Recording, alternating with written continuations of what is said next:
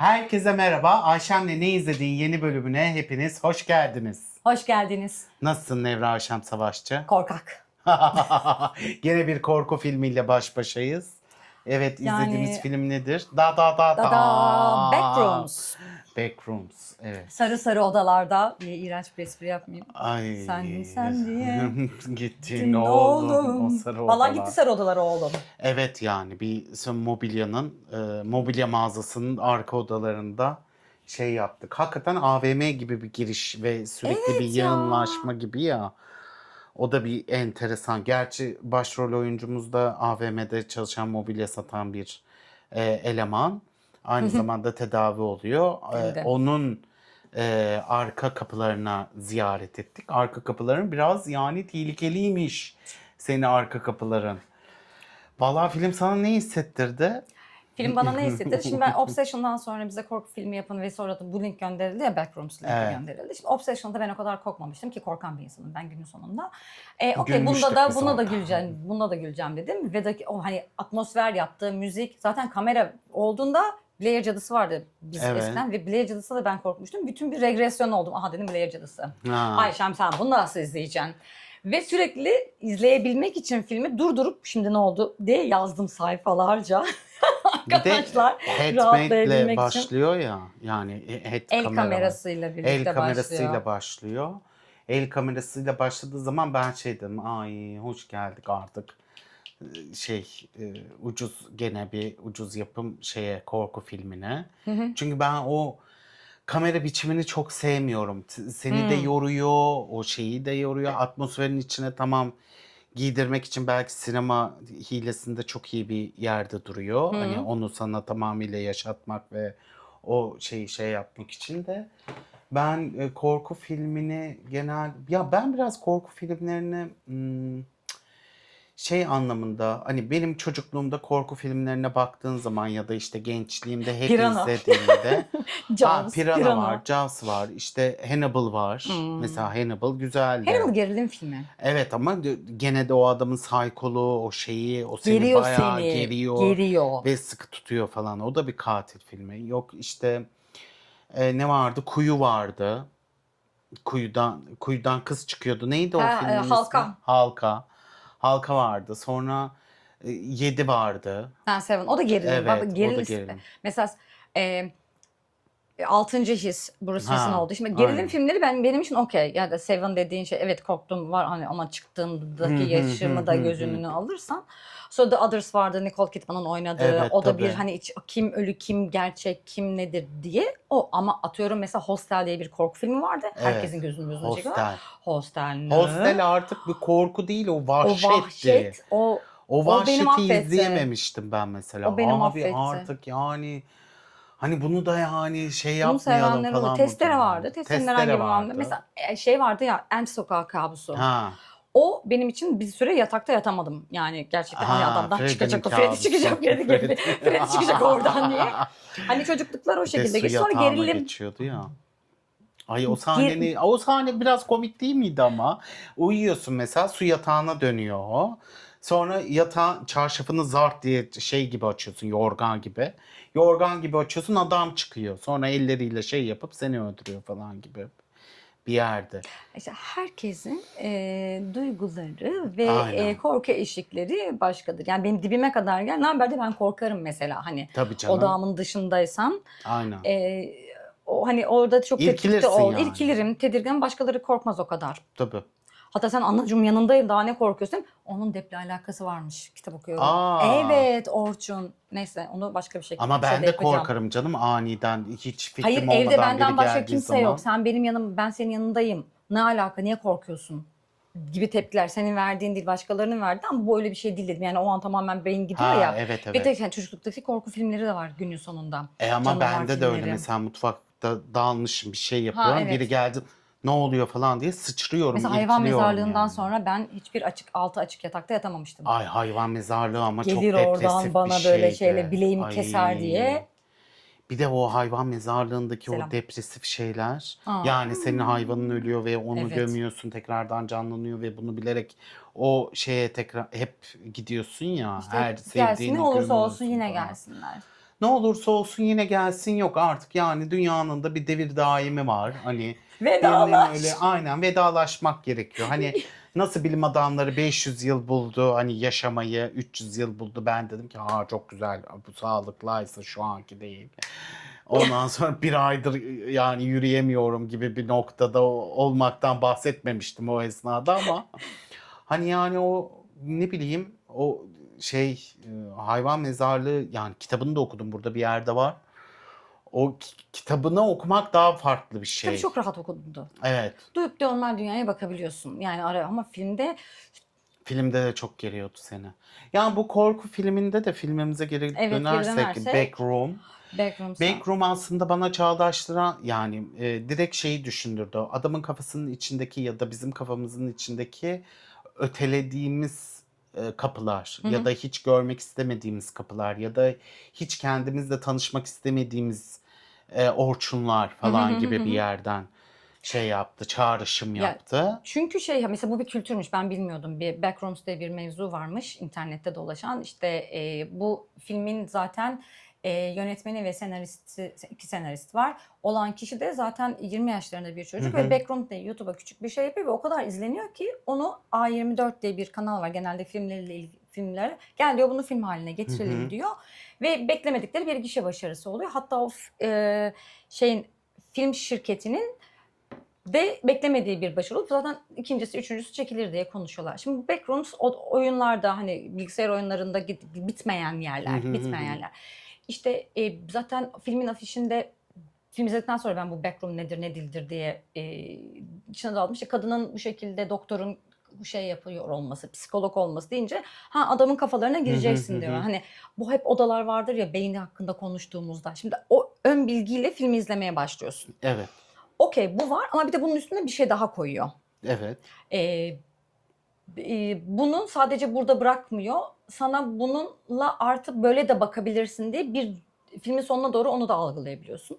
Şimdi Doktor Clark adlı bir abimiz var. Mimar olmak istiyor. Biriyle evli ve bir terapiste gidip geliyor. Psikiyatr kadın. Doktor Mary. Sürekli Doktor Mary'e gidip yıllar süren bir terapi seansı oluyor. Bitmeyen Bitmeyen terapi. bir terapi oluyor. Terapiler kolay bitmiyor ama. Gittiğin şeye göre Aynen, değişiyor. İşte ne yani. seçtiğine göre değişiyor. Yani genel olarak bir 5 yıl minimumum var Oluyor. yani. Anca açıyorsun Şeyde kendini. de anca zaten. Direnç gösterdiysen. Evet yani bir de o sorular falan filan. Yani o sorularda da adamın artık tak ettiği ve artık bana bunu sorma gibi bir yerden şey yaptığı İlk seans sahneler de odasında mı? izliyoruz. Evet. Evet, ilkinde mesela role play yapıyorlar işte biraz psikodrama gibi. Ben senin adam karısından ayrılıyor, kavga ediyorlar karısıyla birlikte ve karısı bunu evden kovuyor ve mobilyacı dükkanında, sahip olduğu mobilya dükkanında yaşamaya başlıyor. Evet. Ve bu da sürekli işte kadın benim ne oldu, ben mimar, sürekli söylenen ve bir türlü hayatına çıkış bulamayan bir insan. Ben yani yalnız mıyım gibi böyle bir şeyleri var. Neyse film açıldığında elinde bir kuşun ölümüyle cap diye açılıyor mevzu. Zaten filmin herhangi bir yerinde de kuşlar uçtuğu oluyor, dışarıdaki sekanslarda da kuş sürekli tekrar eden bir şey. Kuş özgürlük mü acaba oradaki? Öldürdükleri için. Hayır, öldürülüyor sonra tekrardan diriliyor ama.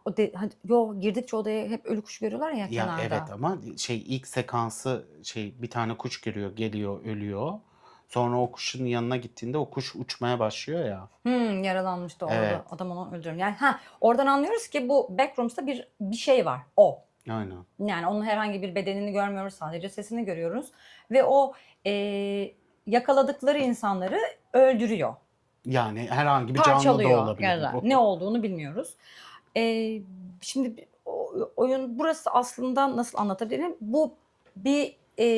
Burası bir bina. Bu binada vakti 89 yılında o kadar filmi durdurdum ki.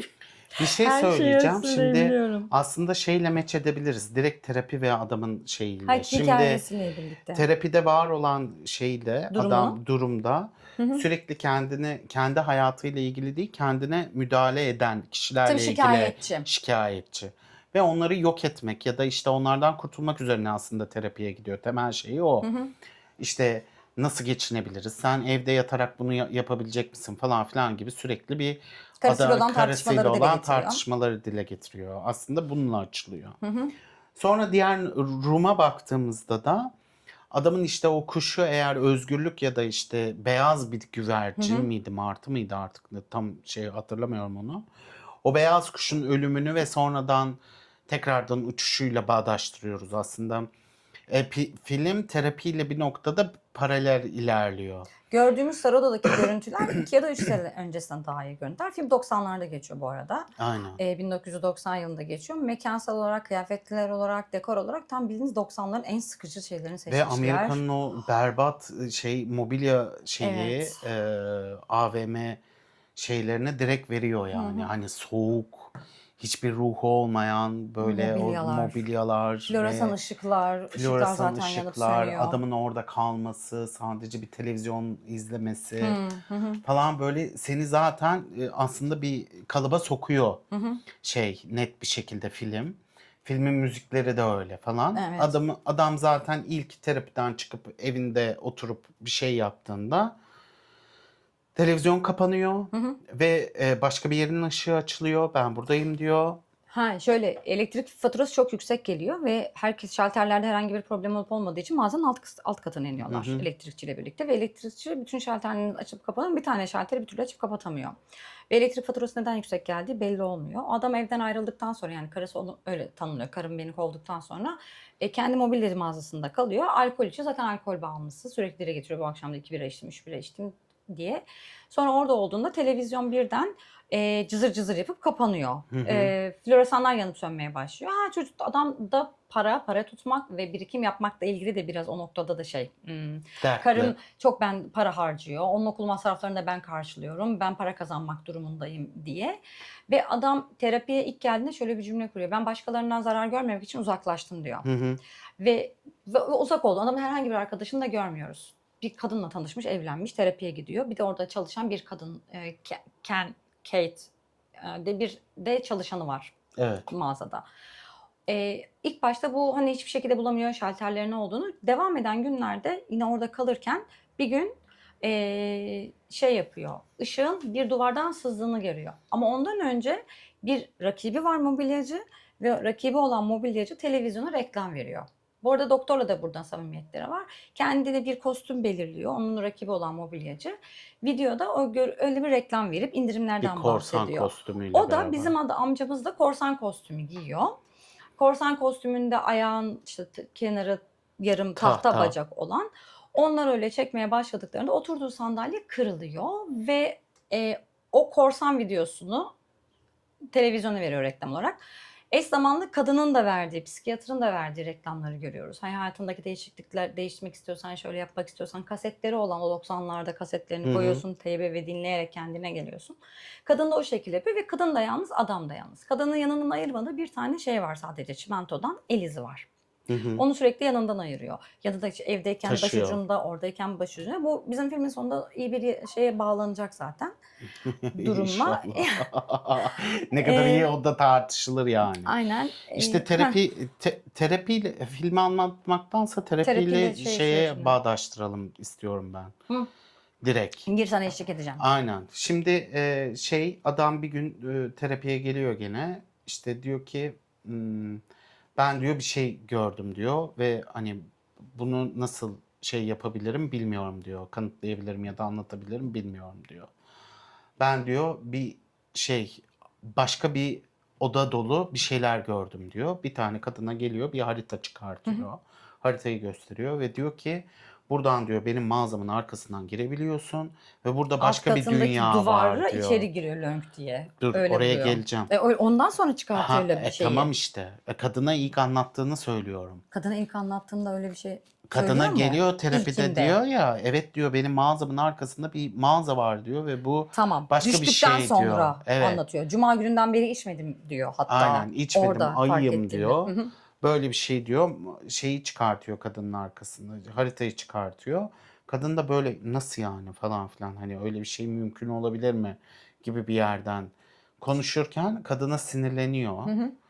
Ve kadına sinirlendikten sonra sana bunu ispat edeceğim Evet. ve sen bunu göreceksin diyor. Sonra mağazada nasıl keşfettiğini şey yapıyoruz. Adam ilk önce ışıkları takip ediyor, yanan ışıkları. Yanan ışıkların oradan sonra bir duvarın kapı olduğunu keşfediyor ve oradan içeri giriyor. İçeri girdiği zaman bir yığıltı görüyor adam. O yığıltı aslında adamın kendi hayatında yığdığı şeyler gibi resmediyor. Sonra bir ses duyuyor. Ses duyduktan sonra o sesi takip ediyor. Başka oda Her sürekli taraf bir oda. oda. Yani sonsuz bir oda seçeneği çıkıyor adamın karşısına. Evet.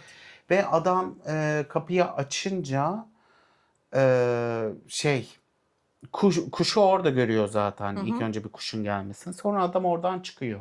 Diyor ki bir dakika diyor. Benim bunu kanıtlamam lazım diyor. Kanıtlamam lazım deyip yanında çalışan kızın erkek arkadaşına doğru ilerliyor. Çünkü videoyu birlikte çekmişlerdi. O korsan tanıtım videosunu iş yerinde çalışan kız ve kızın sevgilisiyle birlikte Aynen. çekmişlerdi. Sevgilisi kameraman aynı zamanda. Kamerayı ödünç alabilir misin tekrar? Üniversiteden Bobby ve Kate. Aynen. Bunu söylüyor. Sonra kız diyor ki saçmalama, böyle saçma şey mi olur falan filan. İkna ediyor bir şekilde, gelin diyor, size göstereceğim diyor. Adam bütün her şeyi işaretlemiş.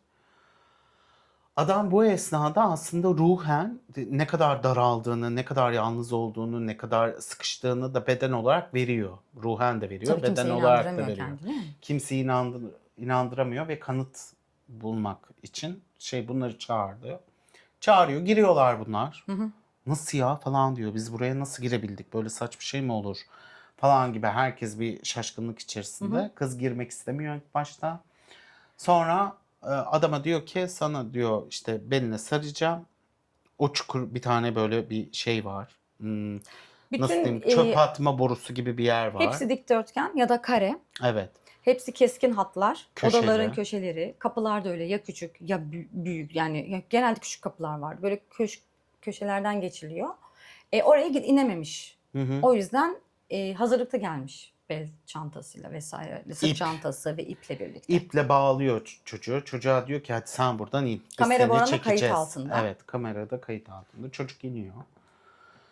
İndikten sonra böyle kıyafet yığını ile karşılaşıyor ve pis bir kokuyla karşılaşıyor. Yani o kıyafet yığını adamın acaba bu zamana kadar biriktirdiği şeyler mi?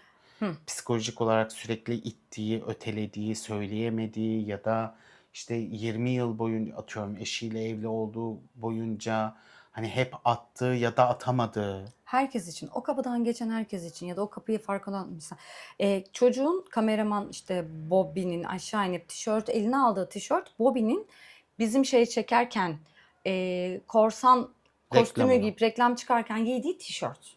Yani mevzu bu odada senin hafızana geliyoruz. Eğer sıfır noktasında değilsen, alta iniyorsan, indikçe sen hafızandan biz ne kadar algıladıysak. Zaten hikaye şöyle bir şey oluyor. Kadınla psikolog ilk geliyor ya böyle olduğunda. Evet. Bana bunu sarf etti. Filmin sonuna kadar zaten bir motto olarak tekrar ediyor. Hiç köpeği görmemiş birine köpeği nasıl tarif edebilirsin ki? Aynen. Bu devam ediyor. O yüzden mesela o oda ya da işte backrooms atmosferi içeri girenleri ya da onu bilenlerin kafalarındakini ne kadar algıladıysa yaratıyor. Aynen. O yüzden yığın halinde onun kıyafeti, onun geçmişteki çocukluktaki eğer herhangi bir şeyle karşılaşıyorsunuz. Küçük küçük var.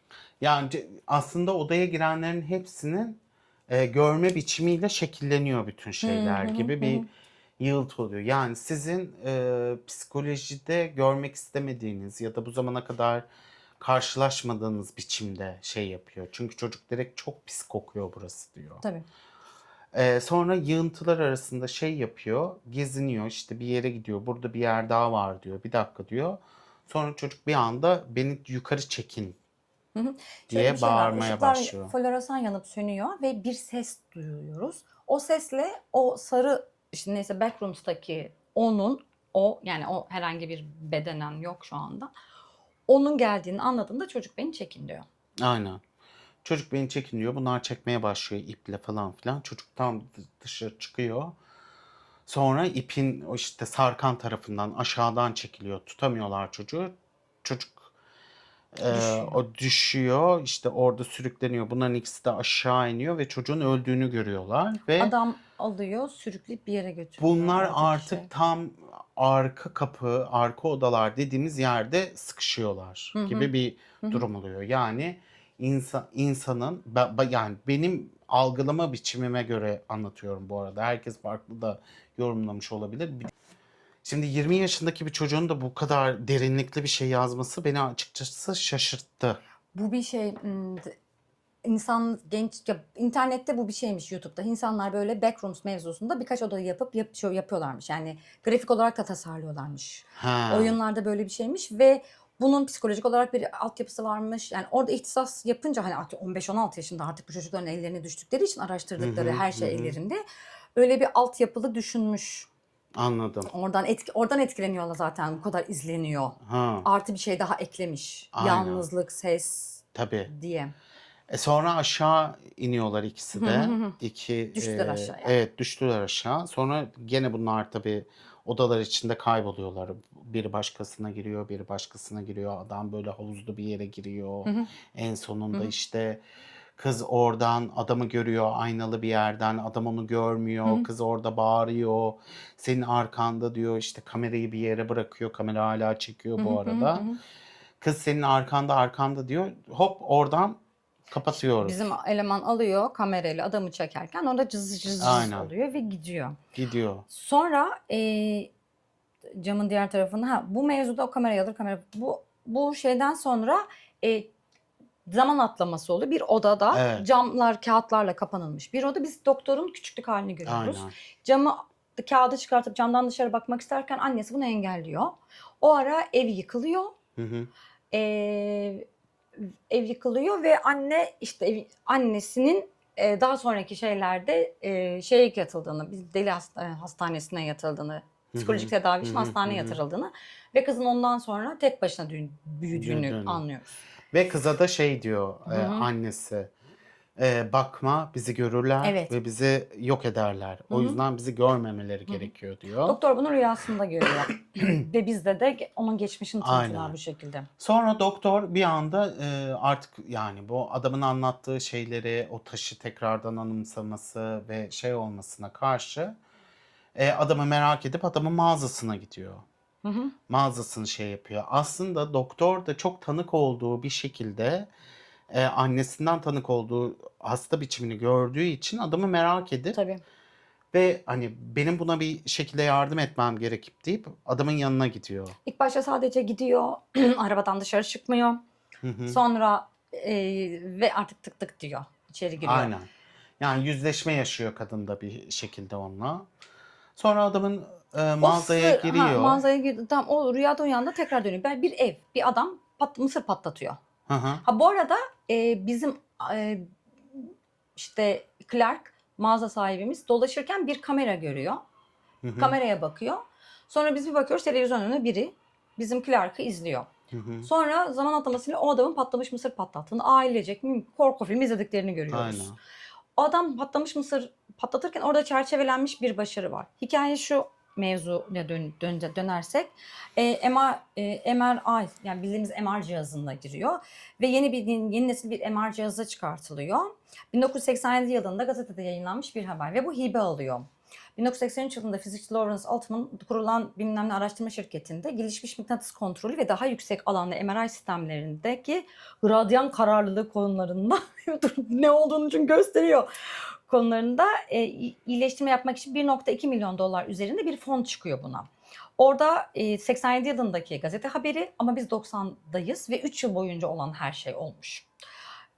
Sonra reklamların televizyonda gördüğünde reklamlarda bizim Clark'ın korsan kılığına girmiş halini görüyor ve bu korsan düşmüş oraya diyor. Yani kimin de düştüğünü bilmiyor adamlar. Bir de oraya girmiyorlar, yani o mevzuyu yaratmışlar. O MR cihazının radyan atlamasından dolayı aslında beyin MR çekilme, beynin farklı katlarını görmek ve bizim backrooms'ta da farklı katlar, yani sonsuz bir kata sahip bu arada. Yani o MR cihazına bir şeyler yapmışlar. Halletmişler yani mevzuyu. Hikaye böyle Yani, kurgulanmış filmde. evet. Yani bir noktada orada bir bağlam olarak tam oturmuyor sende. Aslında bir neden sonuç ilişkisini tam Yok, vermiyor bırakıyor sana. orada, açıkta bırakıyor. Yani evet, açıkta bırakıyor. Yani biz bunu böyle bu şekilde yaptık ama bu şekilde oldu falan gibi böyle bir, hani tam orayı Bilim aslında insanlarını görmüyoruz orada. masa başında şey yapamamışlar, oturtamamışlar gibi geliyor ve filmde de sen şey yaptığında oturtamıyorsun. Bir dakika ya, bu ne alaka şimdi? Bana tam neden sonuç ilişkisini vermiyorsun diyorsun. Hangi konuyla ilgili? O Neden? İnsan. bilimde işte MR'ın o şey yapması falan Tabii filan tabii, o zaten anlamında tam haberdeki vermiyor. gösteriyor. Ama orada hep anlıyorsun. Hadi orada mısınız, burada mısınız? Mesela Clark bir çanta buluyor. İşte bilmem ne mühendisinin giriş çıkış, yani o oraya yarattıkları evrende, o hiç bitmeyen Hı labirent hı hı hı. odalarda zaten yaşamışlar. Uzaylıların geldiğini düşünüp bir sürü uzaylıları, dünyanın her Türkçe'de var. Her dilde merhabalar, biz iyi Evet. insanlarız vesaire. Tekrar eden bir ses var Türkçe'de sürekli. var, inanılmaz. Sürekli tekrardan ses var ve aslında MRI diye başladıkları yerde adamlar başka bir şey keşfedip Hı hı. resmen o sarı odaları, yani o backrooms'u gözlemliyorlar. Gelen Evet, insanlar sürekli. burada ne yapıyor diye. Ya ölüyorlar Neler ya. oluyor falan diye. Ama bilim Ay, için çok önemli değil ki, şey sonucu vardı ya, Das önemli. Experiment diye bir şey vardı. Hmm, Deney. Orada da öyle aynen. canlı insan. Hah, Canı fare gibi kullanıyorlar işte kolay yani. yani. Aynen, kobay olarak. Ondan sonra psik- psikiyatrimiz, psikologumuz dayanamıyor. Gidiyor Hmm. adamı bulmaya. Hadi diyor, Bismillah gireceğiz diyor. Giriyor şeye, Hı odaya. hı. Ondan sonra tam kadının kendi hayaliyle çarpışan bir odaya giriyor. Bu böyle o resmi Evet, görüyor. bir tane resim görüyordu orada. Gördüğü resimden çok Hı etkileniyor ve hı. şey, bir gölge görüyor. Gölge gördüğü zaman Clark çıkıyor. Benim diyor, korkma diyor, Korkma tanıdık diyor. diyor. Hı hı. Ben sana şey yapacağım diyor. Halledeceğim bunu diyor.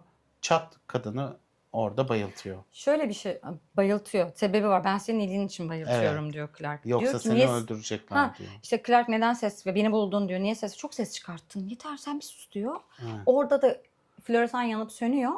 Kadın ne oluyor derken adam sıkıntı yok, merak etme, boğuyor. Yani o adam orada sağ kalan biri Evet. burada. Gözünü açtığında bir masa. Evet. İğrenç bir masa bu arada. Kadın kolları bağlı. Kadının kolları bağlı. Clark karşıda oturuyor. Yanında 8 gözlü bir adam. Hı hı. 6 gözlü Hı ya hı. da 6 gözlü bir adam. Karşısında bir tane kadın. Hı hı. Onun da şeyi, yüz formu bozuk. Yanında da bir tane cüce Hı hı. masada oturuyor. Clark anlatıyor. Diyor ki burası diyor. Hı. Kardeş diyor. Böyle diyor. Sınırsız bir yer diyor. İnsanların egosu yok. Ha, evet. İnsanların acı eşiği Hı hı. yok. İnsanlara istediğini yapabiliyorsun ve bunları sınırsız olarak yiyebiliyorsun diyor. Evet, adamlar yenebiliyor. Mesela düşünce yok, acı yok, ego yok, korku yok. İnsanlar bana zarar vermeden önce onlardan uzaklaşmayı öğrendim. Hatırlarsın, ben sana bunu söylemişim. Şimdi de yetişkin olarak başladığım yere sıkışıp kaldım, yalnızım. Bu ne diyor? İşte karmaşa, ama işte karmaşa. De- Bak, bu karmaşa benim hoşuma gidiyor değil mi diyor. Bu arada Evet. artık hani terapiste bağladığı için onun hakkında ben böyle diyorum, artık inandım bana, ben kanıtladım sana. Ben ne Evet. dersem o olacak diyor. Burası insan, şurada mevzu, bahsettiğimiz şeyi burada Clark açıklamaya başlıyor. Burası son 40 dakika oluyor bu mevzu. Burası insanları hatırlıyor ve bir şeyi ne kadar çok hatırlarsan o kadar eksik hatırlarsın. Sonra da yapıştırmaya başladık. İnsanların Hı kat hı hı. katları bu.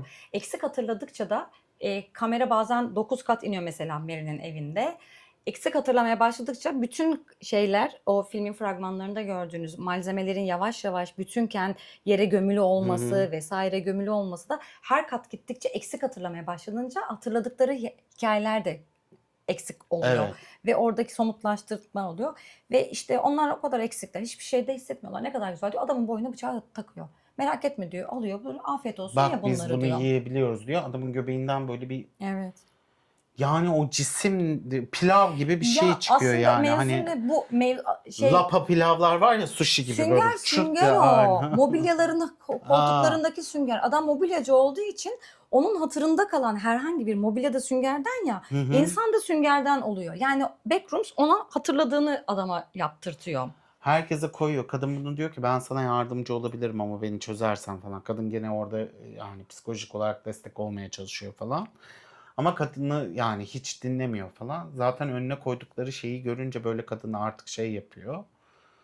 Sonra sapladığı bıçağı çıkartıyor. Bak diyor, görüyor musun? Hiçbir şey olmadı diyor. Arkadaki kadının, o da karısı Hı hı hı hı aslında. hı. Karısının, şimdi diyor madem bana yardım olacaksın, biz hep role play yapıyorduk ya, hadi diyor role play'imizi yapalım diyor. Kadının saç derisini kesiyor Ne? ve saçını psikoloğa takıyor. Ve psikolog orada böyle bir, ne yapıyorsun hacı falan gibi bir noktada. Sonra işte orada konuşmaları, role play'lere Hı başlıyorlar hı falan. hı hı. Işıkları söndürün diyor. Söndürmüyor. Gidiyor kendi söndürüyor. Sonra o cüce çıt diye aa diyor, çok güzel oldu diyor falan. Evet, bir tane cüce var ya. Aynen, bir tane cüce var. Seni buradan işte konuşuyorlar, oradaki aslında bir yüzleşmeyi şey Hı yapıyorlar. hı.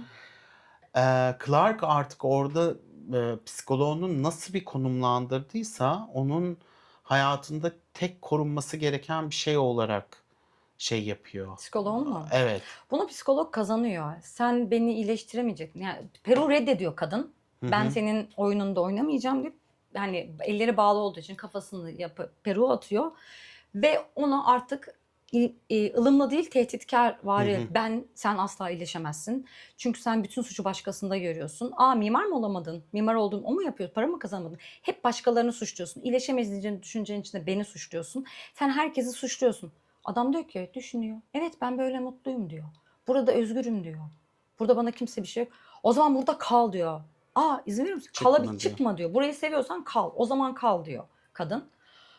Sonra adam da bunun onu verdi. Ben seni iyileştiremeyeceğim. Ben de iyileşemeyeceğim. Sen de iyileşemeyeceksin. Böylesin. Adam diyor ki, ben bu halimi seviyorum ki diyor. Ben niye değiştirmeye çalıştım kendimi? Dışarıya uyum sağladığım an ben o yüzden gidiyor terapiye. Ben kendimi değiştirmek için terapiydim ama burada ben olduğum gibi kabul oluyorum. Hı hı. Ve sen de benim burada kalmam için herhangi bir sakınca görmüyorsan, çünkü ben hastaysam beni yatır pozisyonu olduğu Hı hı. için hastaneye. Tamam diyor. O sırada bizim o'daki korku figürü geliyor. Hı hı. Korsanımız geliyor. Korku figürü Adamın korsan. yarattığı. Adamın yarattığı Korku. korsan geliyor. Hayır diyor, ona bir şey yapmayacaksın. O buradan serbestçe çıkacak diyor. Diyor. Korsan oluyor. Zart diye ısırıyor adama. Adam O zamana perişan. kadar korsan yemiyor ki, parçalıyor, atıyor. Aynen. Ama bu Ada sefer yenilebilir olduğunu öğrendiği öğrendiği için için Clark'tan, aynen, ve yiyor onu. Demir'in peşine düşüyor. Aynen. Mary bir şekilde çıkıyor dar odalardan. Evet, bu bayağı zorluk çekerek çıkıyor. En sonunda Mağazaya mağazanın oraya geliyor geliyor. ve Mağaza mağazanın da hayal kapalı. olduğunu görüyor. Aynen. Yine çıkamamış oradan. Mağaza da kapalı bu arada. Kepenkleri şey. Sonra korsan oradan çıkıyor. Kendini bir bar sandalyesiyle koruyacağını düşünüyor. En sonunda Tabii tahta ayağına vuruyor. Onun ona şey yapmasını engelliyor. evet, Saldırmasını, saldırmasına. peşinden gitmesini engelliyor. Ama sürünüyor ve ortada bir böyle bir değişik bir şey dolu.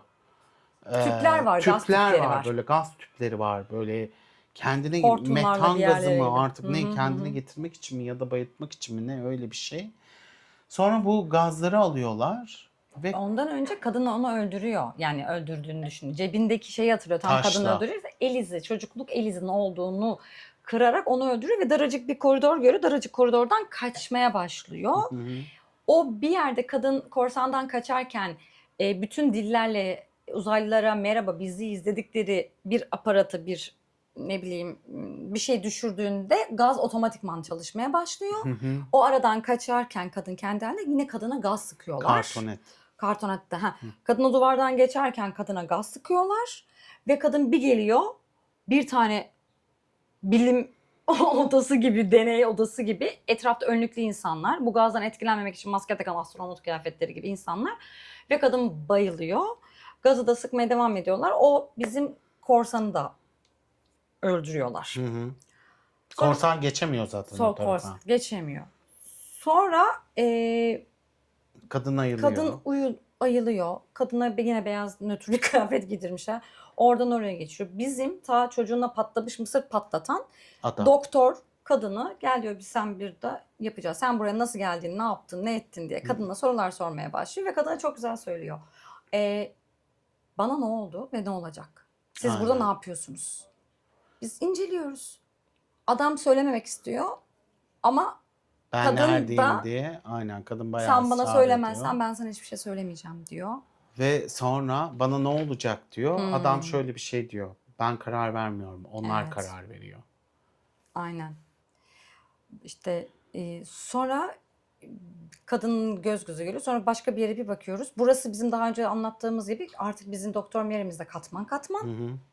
Ve Doktor Mary'mizin katman katmanlığından kadının o an gördüğü an yine o da içindeylermiş zaten. Aynen. Kendi evi, kendi çocukluğu. Oradan anlıyoruz ki annesi de zaten buraya düşmüş ve kızını korumak için oradan gidiyormuş.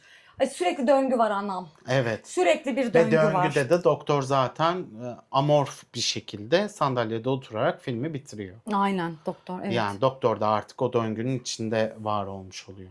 Böyle bir korku filmi. Yani bu bir yaratılan bir şeymiş işte, ne bileyim, bir akım. İşte burada böyle bir Backrooms olayda 2 tane olay varmış. Biri no clip, ikincisi de no zone. Eğer oyunlarda ya da bu tür film çekeceklerinde uymaları gereken kurallardan biri no clip, yani zemin sıfır noktası. Sıfır noktasında içeri hiçbir şey okeysin, sen rahatsın, sana hiçbir şey olamaz, o karakter o şey sana zarar veremez, ama aşağıya doğru gitmeye başladığında no zone bölgesine içeri girdiğinde seni anlıyor ve seni anladıkça oraya mevzuları taklit ediyor.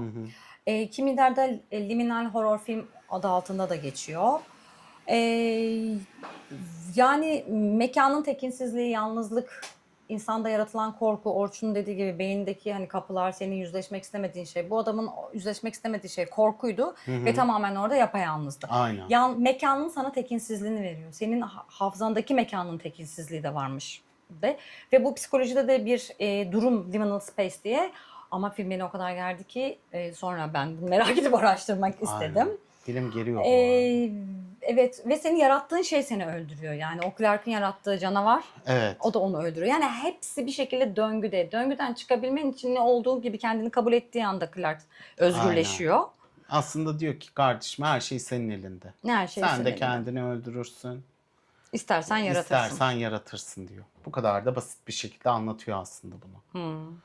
Temeline baktığında yani. Bütün her şey senin elinde Kendini diyor. gerçekleştiren Evet. kehanet gibi bir şey oluyor. Ama hani Clark orada öleceğim diye gitmiyor ama farkında değil mevzunun. Sonuç itibariyle bilmediğiniz kapıları açmayın arkadaşlar. Bir duvar seni yutuyorsa asla gitmeyin. Çıkamıyorsunuz anacığım. Bu aile dizilimleri bilmem nesi, Ay, yapma, geçmişteki geçme o bilmem ne falan. Yani o kapıları açıyorsunuz.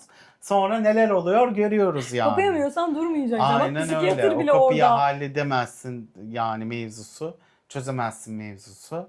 Biraz yani bilim de burada tıkanıyor. Tıkan orada değil. Aynen. Herkes tıkanıyor. Bir şekilde tıkanıyor. Bazıları da artık belli iteceksin yani. Sana Yok, zarar evet. veriyorsa yapacak başka bir şey yok diyoruz. Ve burada noktalıyorum. Söylemek Evet, istediğin başka bir güldüremedik şey çünkü var filmde mı? gülmedi.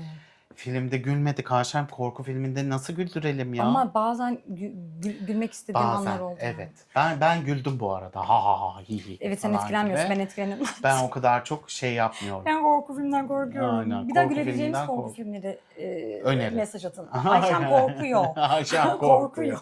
Yani ben sürekli Vallahi bizi izlediğiniz için teşekkür ederiz diyoruz. sabır gösterdi ve bu filmi izlediğiniz için de. Aynen, bu filmi Güzel film izledim. aslında bir süre sonra Aynen, yani. tabii bir süre. Keşke daha önce çözülseydi hikaye. Keşke. Hadi bakalım. Haftaya görüşmek üzere diyorum. Evet. Hoşça kalın. Bye.